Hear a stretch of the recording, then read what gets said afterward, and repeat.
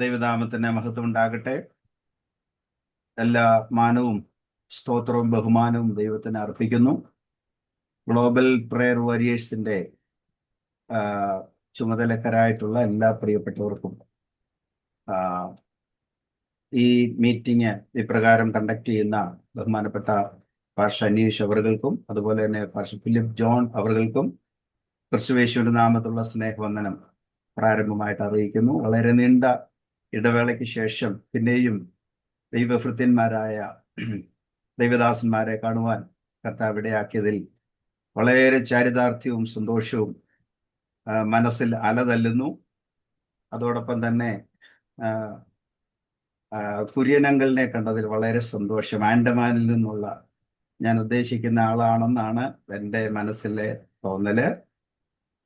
ഒരു 30 വർഷം മുമ്പ് ബഹുമാനപ്പെട്ട അങ്കിള് ഡൽഹിയിൽ വന്നപ്പോൾ അദ്ദേഹത്തെ സ്വീകരിക്കുകയും ഡൽഹിയിൽ കൂടെയൊക്കെ ഒരുമിച്ച് യാത്ര ചെയ്യുകയും അദ്ദേഹത്തോട് ഒരുമിച്ച് താമസിക്കുകയൊക്കെ ചെയ്യുവാൻ കർത്താവ് ഇടയാക്കി.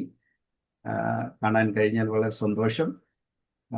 ഈ മീറ്റിങ്ങിന് ശേഷം അങ്കിളിനെ കാണാൻ പിന്നെയും കാണുകയും സംസാരിക്കുകയും ചെയ്യുവാൻ കഴിയുമെന്ന് ഞാൻ വിശ്വസിക്കുന്നു. മോളെ ലണ്ടനിൽ വെച്ച് ഞാൻ കണ്ടിരുന്നു. ഞാനൊരു ചർച്ചിൽ ചെന്നപ്പോൾ മോള് അന്ന് കൊച്ചുകുട്ടിയായിരുന്നു മോള്. ഞാൻ ആൻഡമാനിൽ ചെല്ലുമ്പോൾ മോൾക്ക് പെട്ടെന്ന് മനസ്സിലാവുകയും വരികയും സംസാരിക്കുകയും ചെയ്തു. സന്തോഷവും ചാരിതാർത്ഥ്യവും അറിയിക്കുന്നു. വളരെ വേഗം ദൈവവചന ശുശ്രൂഷയിലേക്ക് പ്രവേശിക്കുകയാണ്.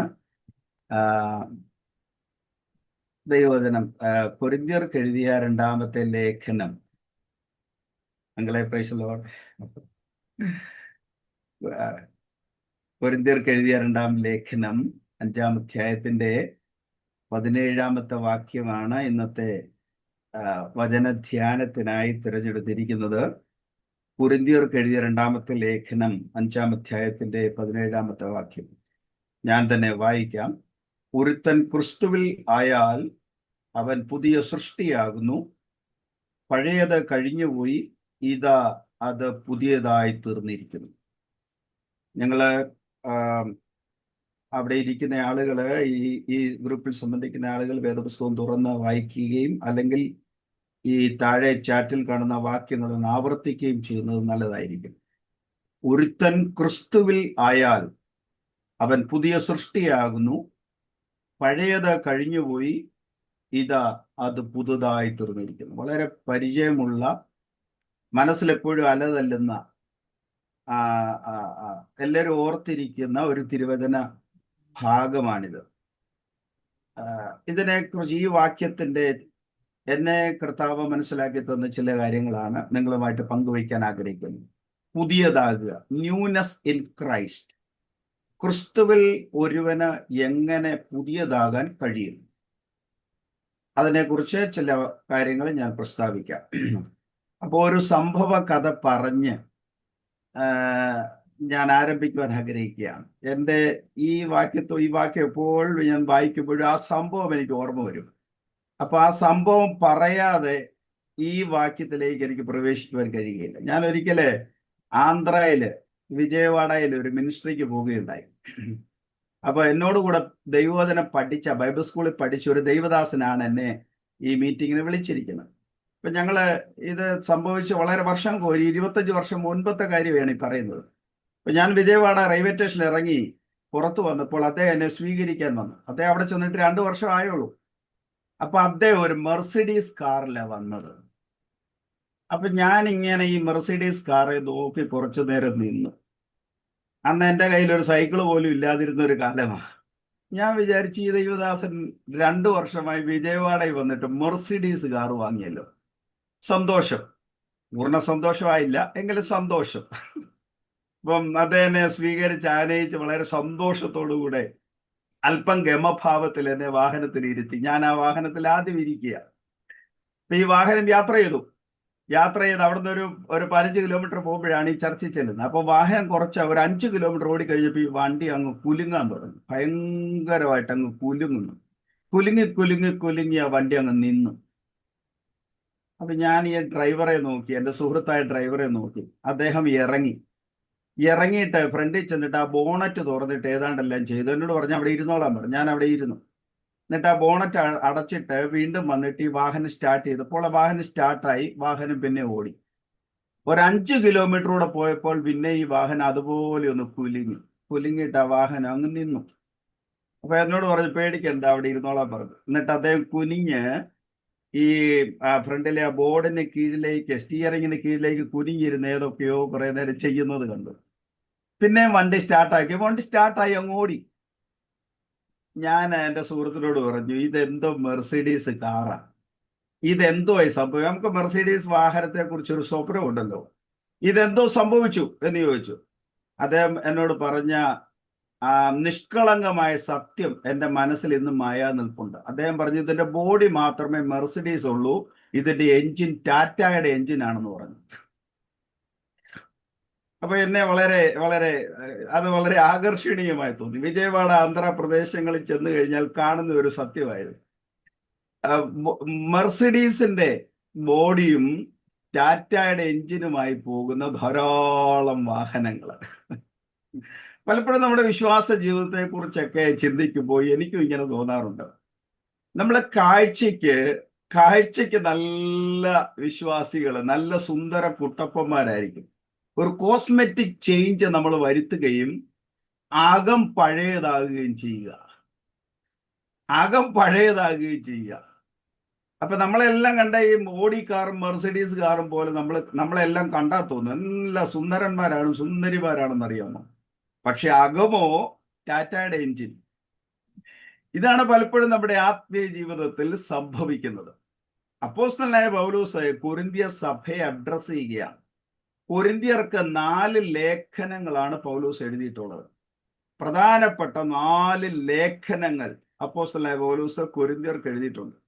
അപ്പോസ്തലനായ പൗലോസിനെ കുറിച്ച് നമുക്കറിയാം. 32-ാമത്തെ വയസ്സിൽ ശുശ്രൂഷ ആരംഭിച്ച് 36 വർഷം കർത്തൃവേല ചെയ്ത് 68-ാമത്തെ വയസ്സിൽ കർത്തൃസഭയിൽ പ്രവേശിച്ച ഒരു മനുഷ്യനാണ് അപ്പോസ്തലനായ പൗലോസ്. ഓസ്റ്റിൻ റോഡിൽ വെച്ചാണ് അദ്ദേഹം കൊല്ലപ്പെടുന്നത്. 10 ലേഖനങ്ങളാണ് അദ്ദേഹം 14 ലേഖനങ്ങളാണ് അദ്ദേഹം നമുക്ക് നൽകിയിട്ടുള്ളത്. 8 സഭയ്ക്ക് 10 ലേഖനങ്ങളും 3 പേർക്ക് 4 ലേഖനങ്ങളും എഴുതിയിട്ടുണ്ട്. വിശ്വാസം സംബന്ധിച്ച് അദ്ദേഹം ഒരു ക്രിസ്ത്യാനിയായിരുന്നു, മതം സംബന്ധിച്ച് യഹൂദനായിരുന്നു, സംസ്കാരം സംബന്ധിച്ച് യവനനായിരുന്നു. അദ്ദേഹത്തിന്റെ ലേഖനങ്ങളൊക്കെ ഈടുറ്റതാ. രക്ഷാശാസ്ത്രവും ക്രിസ്തുശാസ്ത്രവും സഭാശാസ്ത്രവും അന്ത്യകാല ശാസ്ത്രവും ഒക്കെ അനായാസം കൈകാര്യം ചെയ്യുകയും കർത്താവായ യേശുക്രിസ്തുവിന് ശേഷം സഭയ്ക്ക് കാതലായ വെളിപ്പാടുകൾ നൽകിയ ഒരു പുരുഷ കേസരിയായിരുന്നു അപ്പോസ്തലനായ പൗലോസ്. സ്തോത്രം. റോമിൽ വളരെ ഉയർന്ന ആളുകൾക്ക്, അതായത് റോമിലെ സമ്പന്നരായ ആളുകൾക്ക് ലഭിക്കുന്ന പൗരത്വം ലഭിച്ചിട്ടുള്ള വിരളമായ ആളുകളിൽ പെട്ട ഒരാളാണ് അപ്പോസ്തലനായ പൗലോസ്. പൗലോസിന്റെ ലേഖനങ്ങൾ ഉപയോഗിച്ചിരിക്കുന്ന ഭാഷകളും സംസ്കാരങ്ങളും തന്റെ ആശയങ്ങളും വെളിപ്പാടുകളും ഒക്കെ നമ്മൾ വായിച്ച് ക്രൈസ്തവ ജീവിതത്തിൽ നമ്മെ തന്നെ പുതുക്കുന്നത് വളരെ നല്ല ഒരു കാര്യമാണ്. പൗലോസ് പറയുന്ന ആശയം ഇവിടെ ഒന്ന് ശ്രദ്ധിച്ച്, ആ വാക്യത്തിലേക്ക് വളരെ ശ്രദ്ധിച്ച്. ഒരുവൻ ക്രിസ്തുവിലായാൽ, അതൊരു കണ്ടീഷണൽ ബ്ലെസ്സിങ് ആണ്, കണ്ടീഷനാണ്. ഒരുവൻ ക്രിസ്തുവിലായാൽ, if you are in Christ, ഒരുവൻ ക്രിസ്തുവിലായാൽ ഗ്യാരണ്ടി പറയുകയാണ്, അവൻ പുതിയ സൃഷ്ടിയാകുന്നു എന്ന് പറയുന്നു. വേദപുസ്തകത്തിലെ എല്ലാ വാക്യങ്ങളും ഡുവൽ പ്രിൻസിപ്പിളാണ്. 2 തത്വങ്ങളുടെ സമ്മേളനമാണ് വേദപുസ്തകത്തിലെ സകല വാക്യങ്ങളും. അതിനൊരു എ പാർട്ട് ഉണ്ടാവും, ഒരു ബി പാർട്ട് ഉണ്ടാവും, ഒരു കണ്ടീഷൻ ഉണ്ടാവും, ഒരു ബ്ലെസ്സിങ് ഉണ്ടാവും. അപ്പോസ്തലനായ പൗലോസ് പറയുകയാണ്, if you are in Christ, ഒരുവൻ ക്രിസ്തുവിലായാൽ നിശ്ചയമായും അവൻ പുതിയ സൃഷ്ടിയാകും. എന്നിട്ട് പറയുകയാണ്, പഴയത് കഴിഞ്ഞുപോയി, ഇതാ ബിഹോൾഡ്, ഇതാ അത് പുതുതായി തീർന്നിരിക്കുന്നു എന്ന് പൗലോസ് പറയുന്നു. നമുക്കെങ്ങനെ പുതുതാകാൻ കഴിയും? പുതുതാകുക എന്നുള്ളതിന് ഗ്രീക്കില് 2 വാക്കുകളാണ് ഉപയോഗിക്കുന്നത്. പുതുതാകുക, പുതുമ, ന്യൂനസ് എന്നുള്ളതിന് 2 വാക്കുകൾ ഉപയോഗിക്കുക. ഒന്ന് നിയോസ് എന്ന് പറയും. നിയോസ് എന്ന വാക്കിന്റെ അർത്ഥം ബ്രാൻഡ് ന്യൂ എന്നൊക്കെ നമ്മൾ പറയാല്ലേ, താജ, ഇപ്പോൾ വാങ്ങിയത്, ഇപ്പോൾ ജനിച്ചത് എന്നൊക്കെ പറയുന്നതിനാണ് നിയോസ് എന്ന് പറയുന്നത്. കാലപ്പുതുക്കം, അത് ഫ്രഷ് ആയിരിക്കും, ഏറ്റവും നൂതനത്വമുള്ളതായിരിക്കും, ജന്മം കൊണ്ട് പുതിയതായിരിക്കും എന്നൊക്കെ പറയുന്നത് പോലെയുള്ളതാണ് നിയോസ് എന്ന് പറയുന്നത്. നമ്മൾ ഏതെങ്കിലും ഒരു സാധനം പുതിയതായി വാങ്ങുക, ഫാക്ടറിയിൽ അത് ഉണ്ടാക്കിക്കൊണ്ട് വരിക, കടയിൽ നിന്നൊരു പുതിയതായി വാങ്ങുക, ഒരു കൊച്ചു കുഞ്ഞ് ജനിക്കുക, അതിനൊക്കെ നിയോസ് എന്ന് പറയും. പക്ഷെ രണ്ടാമതൊരു വാക്ക് ഉപയോഗിക്കാറുണ്ട്, ആ വാക്കാണ് കൈനോസ്. അത് ശ്രദ്ധിക്കണം, ആ വാക്ക് കൈനോസ്. കൈനോസ് എന്ന് പറഞ്ഞാൽ പഴയതാണ്, പക്ഷെ ഗുണത്തിൽ പുതുമയുണ്ടായിരിക്കും. കൈനോസ് പഴയതാണ്, പക്ഷെ അതിൽ ഗുണമേന്മയുണ്ടായിരിക്കും, ഗുണത്തിൽ പുതിയതായിരിക്കും. അതിനാണ് കൈനോസ് എന്ന് പറയുന്ന വാക്ക്. പൗലോസ് ഇവിടെ ഉപയോഗിക്കുന്നത് അത് പുതുതായി തീർന്നിരിക്കുന്നു എന്ന് പറയുന്നിടത്ത് ബ്രാൻഡ് ന്യൂ എന്നുള്ള നിയോസ് അല്ല ഉപയോഗിക്കുന്നത്, അവിടെ ഉപയോഗിക്കുന്ന കൈനോസ് എന്നൊരു പദമാണ്. അപ്പൊ എങ്ങനെ പുതുതായി തീർന്നിരിക്കുന്നു? നമുക്ക് കാലപ്പഴക്കമുള്ളവരാണ്, പ്രായമുള്ളവരാണ്, സ്തോത്രം. ബ്രാൻഡ് ന്യൂ അല്ല നമ്മള്. കാലപ്പഴക്കമുണ്ട്, പ്രായാധിക്യമുണ്ട്, പക്ഷെ നമുക്കും ഗുണമേന്മയിൽ പുതിയതാകുവാൻ കഴിയും. എങ്ങനെ? ക്രിസ്തുവിനാൽ. എത്ര പഴക്കം ചെന്നവരായിരുന്നാലും, എത്ര പ്രായാധിക്യമുള്ളവരായിരുന്നാലും, വിശ്വാസത്തിൽ എത്ര പഴക്കം നമുക്കുണ്ടായിരുന്നാലും, ക്രിസ്തുവിൽ നമുക്ക് കൈനോസ്, ഗുണമേന്മയിൽ പുതിയതായി തീരുവാൻ കഴിയും. സ്തോത്രം. അതാണ് പൗലോസ് ഇവിടെ ഉദ്ദേശിക്കുന്നത്. അങ്ങനെ ജീവിക്കുന്ന ജീവിതമാണ് പൗലോസ് ക്രിസ്തീയ ജീവിതം എന്ന് വിവക്ഷിക്കുന്നത്. കൊരിന്ത്യരോട് പൗലോസ് പറയുകയാണ്, നിങ്ങൾ ആരായിരുന്നാലും, നിങ്ങൾ എങ്ങനെയുള്ളവരായിരുന്നാലും, നിങ്ങൾ ക്രിസ്തുവിൽ പുതിയതായിരിക്കണം, പുതുമയുള്ളവരായിരിക്കണം, ഗുണമേന്മയിൽ പുതിയതായിരിക്കണം. ഡിസ്ക്രിമിനേഷൻ നമ്മുടെ ഇടയിൽ പാടില്ല. സ്തോത്രം. പൗലോസ് അപ്പോസ്തലൻ ലേഖനം എഴുതുമ്പോൾ, സാർവത്രിക സഭയ്ക്ക് ലേഖനം എഴുതുമ്പോൾ പറയുകയാണ്, ക്രിസ്തുവിൽ യഹൂദനെന്നും യവനൻ എന്നുമില്ല. No race discrimination. ദാസനെന്നും സ്വതന്ത്രൻ എന്നുമില്ല. No social and economic discrimination. ആണും പെണ്ണും എന്നില്ല. No gender discrimination. എന്താണ് ഈ വാക്യം കൊണ്ട് ഉദ്ദേശിക്കുന്നത്? ക്രിസ്തുവിന്റെ സാർവത്രിക സഭയിൽ എല്ലാവരും പുതിയതായിരിക്കുന്നു എന്നുള്ള വാക്കാണ് പൗലോസ് ഇവിടെ ഉദ്ദേശിക്കുന്നത്. അപ്പോ നമ്മൾ പുതുതാകാനായിട്ട് ക്രിസ്തുവിന്റെ നടപടിക്രമങ്ങളാണ് ലേഖനങ്ങളിൽ വിവരിച്ചിരിക്കുന്നത്. ആവർത്തിക്കുന്നു, നമ്മൾ ക്രിസ്തുവിൽ എങ്ങനെ പുതുതായി ജീവിക്കുവാൻ കഴിയുമെന്നുള്ളതിന് നടപടിക്രമങ്ങളാണ് ലേഖനങ്ങളിൽ പൗലോസ് വിവരിച്ചിരിക്കുന്നത്. നമുക്ക് എങ്ങനെ പുതുതാകാൻ കഴിയും? സ്തോത്രം. നമ്മുടെ കാഴ്ച എങ്ങനെ പുതുതാക്കാൻ കഴിയും? നമ്മുടെ ചിന്താഗതികൾ എങ്ങനെ പുതുതാക്കാൻ കഴിയും?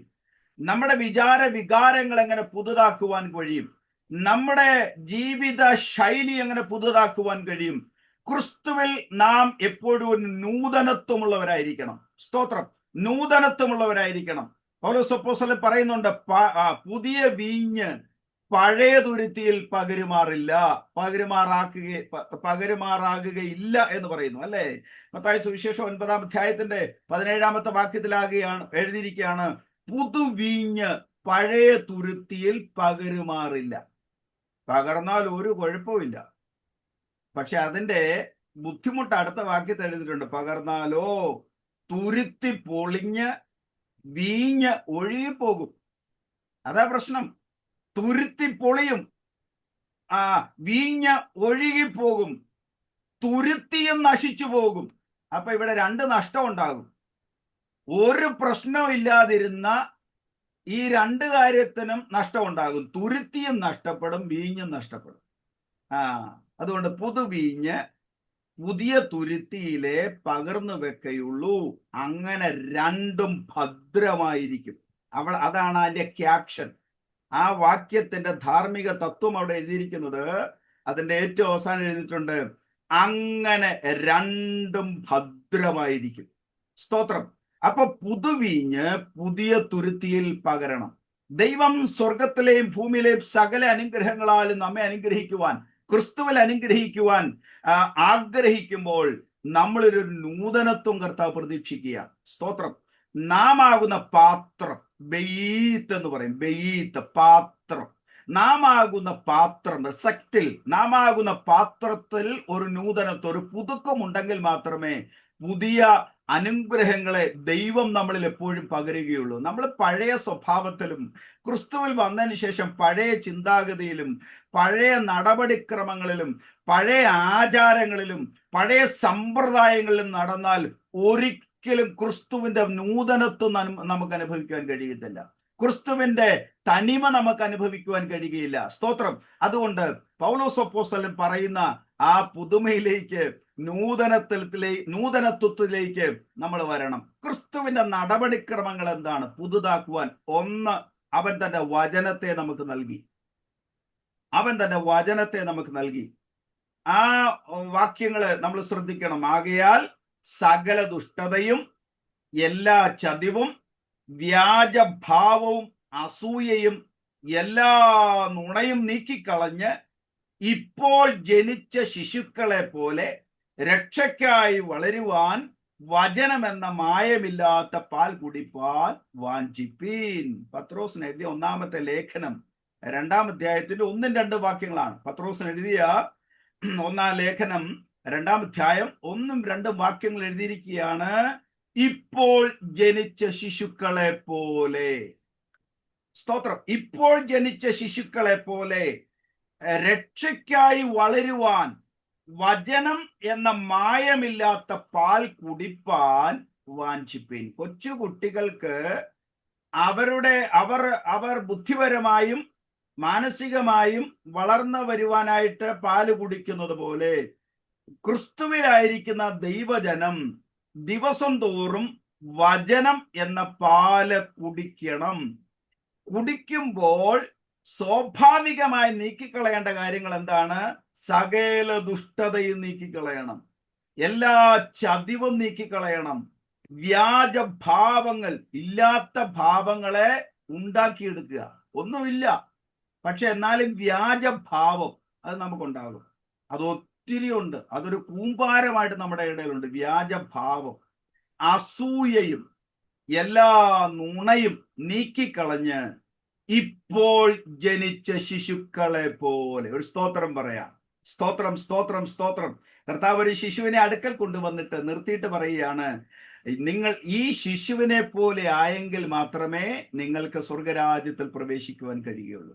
നോക്കുക, വളരെ ആലങ്കാരികമായി, വളരെ പ്രതീകാത്മകമായി കർത്താവ് ഒരു കൊച്ചുകുട്ടിയെ അടുത്തുകൊണ്ട് നിർത്തിയിട്ട് പറയുകയാണ്, നിങ്ങൾ സ്വർഗത്തിൽ പോകണമെങ്കിൽ ഈ കൊച്ചുകുട്ടികളെ പോലെ ആകണം. സ്തോത്രം.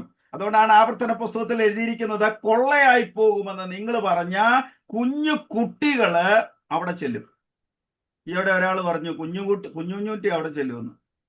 അങ്ങനെയല്ല, കുഞ്ഞുഞ്ഞൂട്ടി ചെല്ലുമെന്നല്ല, കുഞ്ഞു കുട്ടികൾ അവിടെ ചെല്ലും. സ്തോത്രം. എൻ്റെ ജ്യേഷ്ഠന്റെ പേര് കുഞ്ഞുഞ്ഞൂട്ടി എന്നാണ്. അതുകൊണ്ട് അത് വായിക്കുമ്പോഴെല്ലാം ഞാൻ ഓർക്കാറുണ്ട്. തെറ്റിച്ച് വായിച്ച ആ സഹോദരിയോട് പറഞ്ഞു, കുഞ്ഞുഞ്ഞൂട്ടി ഒരിക്കലും അവിടെ ചെല്ലത്തില്ല, കുഞ്ഞു കുട്ടികൾ അവിടെ ചെല്ലുമെന്ന. അതുകൊണ്ട് ആരെങ്കിലും എന്നെ കേൾക്കുന്ന കുഞ്ഞുഞ്ഞൂട്ടിമാർ ഇവിടെ ഉണ്ടെങ്കിൽ, ഞാൻ പോകുന്നൊന്നുമല്ല അവിടെ എഴുതിയിരിക്കുന്നത്, കുഞ്ഞു കുട്ടികൾ പോകും. എങ്ങനെ? പുതുമ, നൂതനത്വം. സ്തോത്രം. അപ്പം വചനം എന്ന മായമില്ലാത്ത പാല് കുടിക്കണം, എന്നും കുടിക്കണം. ആഴ്ചയിൽ ഒരു പ്രാവശ്യമല്ല, എല്ലാ ഞായറാഴ്ച അരമണിക്കൂർ കുടിക്കണമെന്നല്ല അവിടെ എഴുതിയിരിക്കുന്നത്. അപ്പൊ എല്ലാ ദിവസവും ഇത് കുടിക്കണം. ഒരു കൊച്ചു കുട്ടിക്ക് നമ്മൾ പാലല്ലേ, അതിന് വയറ് പൊട്ടുന്നതുവരെ നമ്മളത് കുടിപ്പിക്കും. കൊച്ചു കരഞ്ഞ ഉടനെ പാല് കുപ്പിയും കൊണ്ടാണ് നമ്മൾ ചെല്ലുന്നത്. അപ്പൊ അതിന്റെ ഇമ്പോർട്ടൻസ് നമ്മൾ ശ്രദ്ധിക്കണമേ. ദൈവമക്കളെ, നമ്മുടെ കയ്യിൽ ദൈവത്തിന്റെ വചനം എന്തിനാ തന്നിരിക്കുന്നത്? വചനത്താൽ ശുദ്ധീകരിക്കപ്പെടുവാൻ അവൻ നമുക്ക് നൽകിയിരിക്കുന്നു. നിങ്ങൾ തിരിഞ്ഞ് ശിശുക്കളെ പോലെ ആകണമെന്ന് ദൈവത്തിന്റെ വചനം പറയുന്നു. ഞാൻ ആ ഭാഗം വിടുകയാണ്. ധാരാളം വാക്യങ്ങളുണ്ട്. വചനത്താൽ പുതുമ പ്രാപിക്കണം. ഞാൻ ഇപ്പോൾ നിങ്ങളോട് സംസാരിച്ചിരിക്കുന്ന വചനത്താൽ നിങ്ങൾ ശുദ്ധരായി തീർന്നിരിക്കുന്നു. യോഹന്നാന്റെ സുവിശേഷം 5-ാം അധ്യായത്തില് 3-ാമത്തെ വാക്യത്തിലാണെന്ന് തോന്നുന്നു, അവിടെ എഴുതിയിരിക്കുന്നു, ഞാനിപ്പോൾ നിങ്ങളോട് സംസാരിച്ച് ഈ വചനത്താൽ നിങ്ങളിപ്പോൾ ശുദ്ധരായി തീർന്നിരിക്കുന്നു. സ്തോത്രം. ദവാർ എന്നൊരു പദമാ വചനത്തിന് ഉപയോഗിക്കുന്നത്. ലോഗോസും ഒന്നുമല്ല. വചനത്തിന് ഉപയോഗിക്കുന്ന പദം ദവാർ എന്നാണ് എബ്രായ ഭാഷയിൽ. എന്ന് പറഞ്ഞാൽ ഇത് വായിക്കുമ്പോൾ നമ്മൾ ബ്രാൻഡ് ന്യൂ ആകുക. ഈ വചനം നമ്മൾ എത്ര പ്രാവശ്യം വായിച്ചു എന്നല്ല, 40 പ്രാവശ്യം 50 പ്രാവശ്യം വചനം നമ്മൾ വായിച്ചു എന്നുള്ള ക്രെഡിറ്റ് അല്ല, ആ വചനം എത്ര പ്രാവശ്യം നമ്മളിൽ കൂടെ കടന്നുപോയി എന്നുള്ള ക്രെഡിറ്റാണ് നമുക്ക് വേണ്ടത്. ഞാൻ എത്ര പ്രാവശ്യം ഈ വചനം വായിച്ച് തീർത്തു എന്നുള്ളതല്ല, ആ വചനം എന്നിൽ കൂടെ എത്ര നാൾ കടന്നുപോയി, എത്ര പ്രാവശ്യം കടന്നു പോകുവാൻ എന്നെ അനുവദിച്ചു. അവിടെയാണ് ദൈവത്തിന്റെ വചനം ഉണ്ടാകുന്നത്. ദൈവത്തിന്റെ വചനത്തിന് ജീവനും ചൈതന്യവും ഉണ്ട്. അത് ഇരുവായ്ത്തലുള്ള വാള് പോലെയാണ്. അത് ആത്മാവിലും പ്രാണലും സന്ധിമജ്ജകളിലും പ്രവേശിക്കും. സ്തോത്രം. അത് അത് അത് ജോയിന്റ് മാരോ, അവിടെ ചെല്ലുമെന്ന ദൈവത്തിന് പറയുന്നത്, ഇംഗ്ലീഷ് എഴുതിക്കുന്നത് ജോയിന്റ് മാരോ. അത് ജോയിന്റ് മാരോയിലേക്ക് ചെല്ലും. നിങ്ങളുടെ ഇമ്മ്യൂണിറ്റി വർദ്ധിപ്പിക്കുന്ന, രക്താണുക്കൾ വർദ്ധിപ്പിക്കുന്ന, ശ്രേതാണുക്കൾ വർദ്ധിപ്പിക്കുന്ന ജോയിന്റ് മാരോയിലേക്ക് ദൈവത്തിന്റെ വചനം ചെല്ലുമ്പോൾ നിങ്ങളുടെ ഇമ്മ്യൂണിറ്റി വർദ്ധിക്കും. രോഗസൗഖ്യത്തിന് അത് ഇടവരും. നിങ്ങളുടെ ശരീരം ഇപ്പോൾ ജനിച്ച ശിശുക്കളെ പോലെയാകും. ചിന്താഗതികൾക്ക് മാറ്റം വരും. സ്തോത്രം. അപ്പൊ രണ്ടാമത് ദൈവത്തിന്റെ നടപടിക്രമം എന്താ? സ്നാനം ദൈവം നമുക്ക് നൽകി. എന്തിനാ സ്നാനപ്പെടുന്നത്? നാമും ജീവന്റെ പുതുക്കത്തിൽ നടക്കേണ്ടതിന് തന്നെ. റോമാലേഖനം 6:4 പൗലോസ് അപ്പോസ്തലൻ പറയും, എന്താ സ്നാനം? നാം അവന്റെ മരണത്തിൽ പങ്കാളികളായി തീർന്നു. സ്നാനത്തിൽ അവനോടുകൂടെ കുഴിച്ചിടപ്പെട്ടു. ക്രിസ്തു മരിച്ചിട്ട് പിതാവിന്റെ മഹിമയാൽ ജീവിച്ചെഴുന്നേറ്റതുപോലെ, എന്നോട് ചേർന്ന് പറഞ്ഞേ, നാമും ജീവന്റെ പുതുക്കത്തിൽ നടക്കേണ്ടതിന് തന്നെ. ഇപ്പൊ സ്നാനം എന്തിനാണെന്നറിയാമോ? ജഡത്തിന്റെ അഴുക്ക് കളയാനായിട്ടല്ല. സ്തോത്രം. സ്നാനം എന്ന് പറയുന്നത് നമ്മുടെ ജീവിതത്തിന്റെ വ്യക്തിത്വത്തിന്റെ വികാസവും വ്യക്തിത്വത്തിന്റെ ചൈതന്യത്തിനും വേണ്ടിയാണ് സ്നാനം നൽകുന്നത്. സ്തോത്രം. സ്നാനപ്പെട്ടതിന് ശേഷം നമ്മൾ പഴയതുപോലെ നടക്കുകയാണെങ്കിൽ, പക്ഷെ കേജോയ് പറയും, ഈ ഒരു ഉണങ്ങിയ ഭാവി നനഞ്ഞ ഭാവിയായെന്ന് മാത്രമേ അതിൽ പിന്നെ അർത്ഥമുള്ളൂ. പല സ്നാനവും അങ്ങനെ, ഒരു ഉണങ്ങിയ ഭാവി നനഞ്ഞ ഭാവിയാകും. ചിന്താഗതിയിൽ മാറ്റമില്ല, നടപടിക്രമങ്ങളിൽ മാറ്റമില്ല, ജീവന്റെ പുതുക്കം ഉണ്ടാകുന്നില്ല. പിന്നെ ഈ സ്നാനം കൊണ്ട് എന്താ അർത്ഥം? ഞാൻ മാറി. സ്നാനപ്പെട്ടവരെല്ലാവരും ഒന്ന് പറഞ്ഞേ, ഞാൻ മാറി. ഞാനൊരു 2 വർഷമായിട്ട് ഒരു തീരുമാനം എടുത്തിട്ടുണ്ട്. 2 വർഷം ഇതിന് നേരത്തെ ആ തീരുമാനം എടുക്കണമെന്നായിരുന്നു എൻ്റെ ചിന്താഗതി. പക്ഷെ താമസിച്ചു പോയി. ഞാൻ ദേഷ്യപ്പെടുകയില്ല. അത് ഞാൻ തന്നെ ഇരുന്ന ഒരു കസേരയിൽ ഇരുന്ന് ആരും അറിയാതെ തീരുമാനിച്ചതല്ല. എൻ്റെ ഭാര്യയെ മുമ്പിൽ നിർത്തിയിട്ട് ഞാൻ ഒരു ദിവസം പുറത്തു പോയിട്ട് വന്നപ്പോൾ ഒരു ദൈവത്തിന്റെ ആത്മാവിന്റെ ഒരു നടത്തിപ്പ് എനിക്ക് കിട്ടിയത് കൊണ്ട് ഞാൻ എൻ്റെ ഭാര്യയുടെ അടുത്തിട്ട് വന്ന് പറഞ്ഞു, ഇനി മേലിൽ ഞാൻ ഇനി ദേഷ്യപ്പെടുകയെന്ന് പറഞ്ഞു. അത് എൻ്റെ ഭാര്യയ്ക്ക് ഭയങ്കര ഇഷ്ടമായി പോയി. അതിന്റെ ദോഷം ഇപ്പോഴും ഞാൻ അനുഭവിക്കുന്നുണ്ട്, അത് വേറെ കാര്യം. അന്നേരം ഞാൻ ഓർത്ത് എൻ്റെ ഭാര്യയോട് അത് പറയണ്ടായിരുന്നു തോന്നുന്നു. കാരണം ഇനി പുള്ളി ദേഷ്യപ്പെടുകയല്ലോ, എനിക്കിപ്പോ എന്ത് വേണേലും പറയാം. എന്തായാലും ഞാൻ ആ തീരുമാനം എടുത്തതുകൊണ്ട് ഞാൻ ആ തീരുമാനത്തിൽ ഇപ്പോഴും നടക്കുക. എനിക്ക് ഏറ്റവും അധികം വെല്ലുവിളി ഉള്ളത് ഞാനെടുത്ത തീരുമാനത്തിന്മേല. ഞാനെടുത്ത തീരുമാനത്തിന്മേലാണ് ആ വെല്ലുവിളി ഇപ്പോഴും എനിക്കുള്ളത്. പിശാചിന്റെ വെല്ലുവിളി ഞാനെടുത്ത തീരുമാനത്തിലാണ്. സ്തോത്രം. അപ്പോ സ്നാനം എന്തിനാ നൽകിയിരിക്കുന്നത്? പുതുക്കം പ്രാപിക്കുന്ന പുതുമനുഷ്യനെ ധരിച്ചിരിക്കുന്നുവല്ലോ എന്നാണ് കൊലോസ്യർ 3:9 എഴുതിയിരിക്കുന്നത്. എന്നെ നിങ്ങൾ പഴയ മനുഷ്യനെ അവന്റെ പ്രവൃത്തികളോടുകൂടി ഉരിഞ്ഞു കളഞ്ഞ് തന്നെ സൃഷ്ടിച്ചവന്റെ പ്രതിമ പ്രകാരം പരിജ്ഞാനത്തിനായി പുതുക്കം പ്രാപിക്കുന്ന പുതുമനുഷ്യനെ ധരിച്ചിരിക്കുന്നുവല്ലോ. അല്ലേ? കൊരിന്ത്യർക്ക് എഴുതിയ 2-ാം ലേഖനം 4:16 എഴുതിയിരിക്കുന്നു, നാൾക്കുനാൾ പുതുക്കം പ്രാപിക്കുന്നു. ഒരു ദിവസം കൊണ്ട് സംഭവിച്ചൊന്നും വരികയല്ല. എന്ത് ചെയ്യണം? നാൾക്കുനാൾ പുതുക്കം പ്രാപിക്കുന്നു. എഫീസ് ലേഖനം 4:22 എഴുതിയിരിക്കുന്നു, ആത്മാവ് സംബന്ധമായി പുതുക്കം പ്രാപിച്ച്. അല്ലേ? ആത്മാവ് സംബന്ധമായി പുതുക്കം പ്രാപിച്ച്. കൊലോസ്യ ലേഖനം 3:9 പറയുന്നു, പുതുക്കം പ്രാപിക്കുന്ന പുതിയ മനുഷ്യനെ ധരിച്ചിരിക്കുന്നുവല്ലോ. സ്തോത്രം. അപ്പം നമ്മൾ പുതിയതായിരിക്കും. കൈനോസ്. എല്ലാവരും ഒന്ന് പറഞ്ഞേ, കൈനോസ്. ഞാൻ ക്രിസ്തുവിൽ പുതിയ സൃഷ്ടിയാണ്. ഓരോ ദിവസവും സൂര്യൻ ഉദിക്കുമ്പോൾ ഒരു പുത്തൻ പ്രതീക്ഷ കർത്താവ് തരുന്നു. ഒരു നൂതനത്വം അല്ലെ, ഒരു സുപ്രഭാതം എന്ന് പറഞ്ഞതിന്റെ അർത്ഥം എന്നാ? ഒരു നൂതനത്വം കർത്താവ് തരുന്നു. ഒരു ബ്രാൻഡ് ന്യൂ, ഒരു പുതു ദിവസം, ഒരു പുതിയ ദിവസം, ഒരു മോർണിംഗ് എന്ന് പറഞ്ഞാൽ അതിന്റെ അർത്ഥം എന്നാ? ഒരു പുതിയ ദിവസം കർത്താവ് നമുക്ക് ദാനം ചെയ്യുക. അപ്പൊ രാവിലെ എഴുന്നേറ്റ് പറയണം, ഞാൻ ക്രിസ്തുവിൽ പുതിയതായിരിക്കും. ഹല്ലേലൂയ. എനിക്ക് പ്രായാധിക്യമുണ്ട്, എൻ്റെ ശരീരം പഴയതാണ്, പക്ഷെ ഞാൻ ക്രിസ്തുവിൽ പുതിയ സൃഷ്ടിയാണ്, കൈനോസ് ആണ്. ഗുണമേന്മയിൽ ഞാൻ പുതിയതായിരിക്കാം. അതുകൊണ്ട് എല്ലാവരും എന്നെ കേൾക്കുന്ന പ്രിയപ്പെട്ടവർ തീരുമാനമെടുത്തേ, ഞാൻ ക്രിസ്തുവിൽ പുതിയ സൃഷ്ടിയായിരിക്കും, ഗുണമേന്മയിൽ പുതിയതായിരിക്കും, പുതുക്കം പ്രാപിക്കുന്ന പുതിയ മനുഷ്യനെ ഞാൻ ധരിക്കും.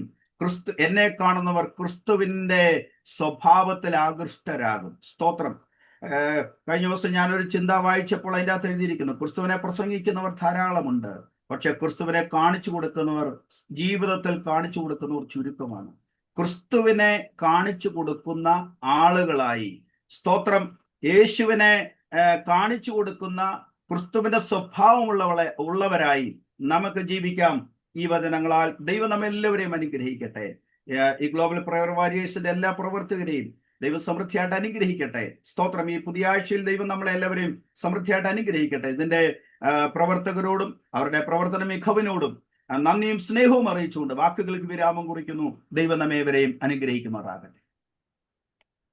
Praise the Lord, praise the Lord. പ്രിയമുള്ളവരെ, എത്ര ശക്തമായിട്ടുള്ള ദൈവവചനമാണ് നമ്മൾ കേട്ടുകൊണ്ടിരുന്ന. കർത്താവിൻ്റെ ദാസൻ വളരെ ആഴമായിട്ടുള്ള രീതിയിൽ സംസാരിച്ചല്ലോ. വളരെ നമുക്ക് പരിചിതമായിട്ടുള്ള, എല്ലാവരും എപ്പോഴും പറയുന്ന, അല്ലെ, നമുക്ക് പരിചിതമായിട്ടുള്ള ആ വചനത്തിൻ്റെ ആഴവും വ്യാപ്തിയും ഒക്കെ ഒന്ന് മനസ്സിലാക്കാനായിട്ട് നമുക്ക് സാധിച്ചല്ലോ. പ്രിയമുള്ളവർ, ദൈവവചനം പുതുതാക്കുന്നതാണ്.